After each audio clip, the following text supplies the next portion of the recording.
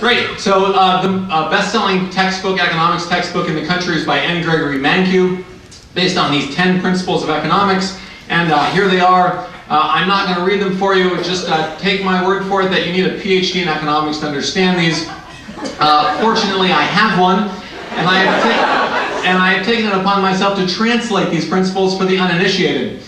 Let's begin by separating them into the first 7 principles, which are microeconomics, and the last 3, which are macroeconomics. The difference, of course, being that microeconomists are people who are wrong about specific things, and macroeconomists are wrong about things in general. The macroeconomic principles all have the exact same translation, namely blah, blah, blah.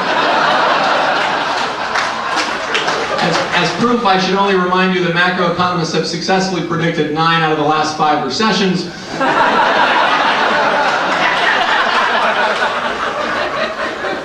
And as further proof, we can now go up 1 font size.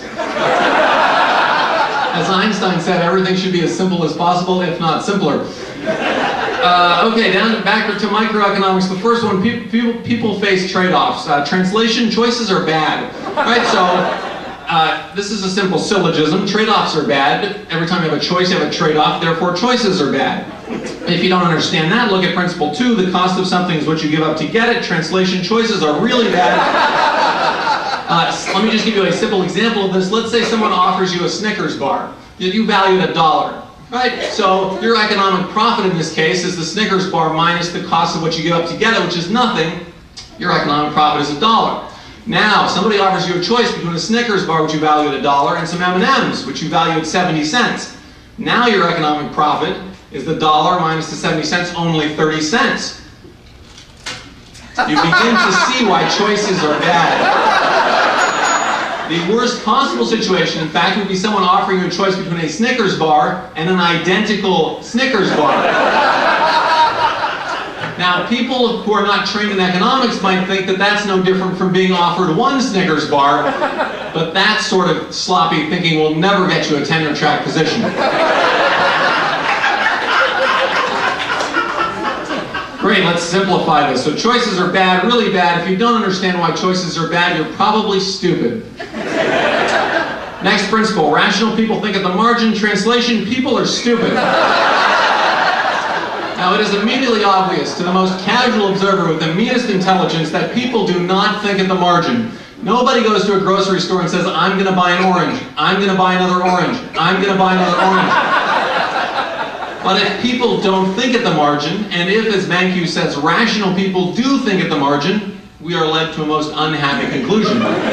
People are not rational. People, in other words, are stupid. But don't fear for the fate of humanity yet. Take a look at the next principle. People respond to incentives. Now, the dictionary says that incentive is a noun that means something that influences to action, synonym motive. So what Mankiw is saying here is that people are motivated by motives, or that they are influenced to action by things that influence them to action. Now, you may think this is a bit like saying that tautologies are tautological, right? I mean, people would have to be pretty stupid to be unmotivated by motives, or to be influenced to inaction by things that influence them to action, right? But remember principle 3, people are stupid. Hence the need for principle 4 to convince us that people aren't that stupid. Great, so simplifying again, let's move on to free trade, our favorite topic. Principle 5, trade can make everyone better off. Translation, trade can make everyone worse off. I have a proof that will blow your mind of this fact. Here we go. Compare the following 2 statements. One is trade can make everyone better off. The other is trade will make everyone better off. If you had to choose between those, it's no contest, right? Claim number 2 is better. But Mankiw uses claim number 1. And there's only one explanation. Claim number 2 has to be wrong.